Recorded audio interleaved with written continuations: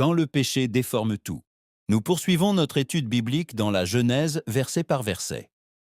Après la sentence contre le serpent et la promesse de victoire, Dieu s'adresse maintenant à la femme. Les conséquences du péché commencent à toucher directement la vie humaine. La parole de Dieu dit dans Genèse chapitre 3, verset 16, « Je multiplierai la douleur de tes grossesses. Tu enfanteras avec douleur. Ton désir se portera vers ton mari, et il dominera sur toi. » Ici, nous voyons l'impact réel du péché. La vie continue, mais plus dans l'harmonie du commencement.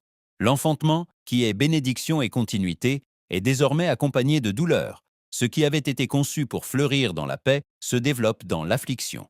Puis apparaît la tension dans la relation et il dominera sur toi. Cette phrase décrit une conséquence du péché dans la relation. Elle ne présente pas un nouvel idéal, mais une distorsion du dessein originel.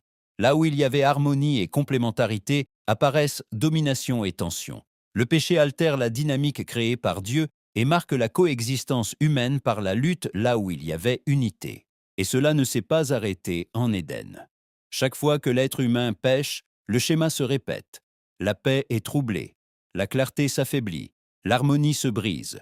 Le péché laisse toujours des traces. Mais l'histoire ne s'achève pas dans la déformation. Le même Dieu qui déclare la sentence est celui qui a annoncé la rédemption.